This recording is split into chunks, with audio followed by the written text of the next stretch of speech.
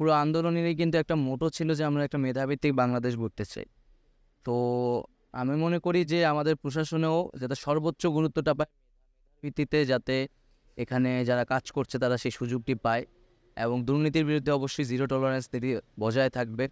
এবং যেহেতু আইসিটি সেক্টরে আসলে তরুণদের কাজের একটা বড় সুযোগ আছে এবং বাংলাদেশে এই ধরনের তরুণ ব্যাপক সংখ্যায় আছে, তাদের সাথে সেই সংযুক্তিটা আসলে প্রয়োজন। তাদের ক্রিয়েটিভ আইডিয়া এবং এখানে যারা অভিজ্ঞ আছে তাদের একটা সংযোগ ঘটানোর মাধ্যমে একটা তথ্য প্রযুক্তির যে বিপ্লব চলছে সেখানে বাংলাদেশকে নেতৃত্ব দিতে আমি মনে করি আমার কাছে তরুণ প্রজন্ম সক্ষম, শুধু প্রয়োজন তাদেরকে সেই সুযোগটি করে দেওয়া।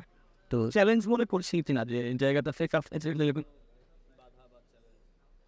চ্যালেঞ্জ চ্যালেঞ্জ তো অনেক ধরনের আছে, তবে আমরা আশাবাদী যে আসলে আমরা জনগণ যে আস্থার জায়গা থেকে আমাদেরকে প্রতিনিধিত্ব করতে পাঠিয়েছেন আমরা সেটি যথাযথভাবে পালন করতে পারব। ইন্টারনেট ব্যবহারটা কিন্তু মানে এটা একটা ডিজিটাল রাইটসে পরিণত হয়েছে, এটা একটা মানবাধিকারের বিষয়।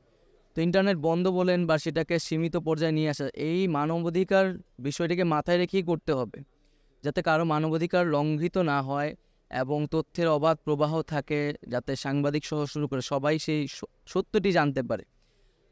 তবে আমি আজকে চেষ্টা করব প্রথম দিনই যে গত আন্দোলনে যে ডিজিটাল ক্র্যাকডাউন আমরা বলেছি ইন্টারনেট বন্ধ করে, তার তদন্তের জন্য আজকেই আমি ব্যবস্থা নেব যে কেন এই ঘটনাটি ঘটেছিল এবং কারা সেটার সাথে জড়িত ছিল।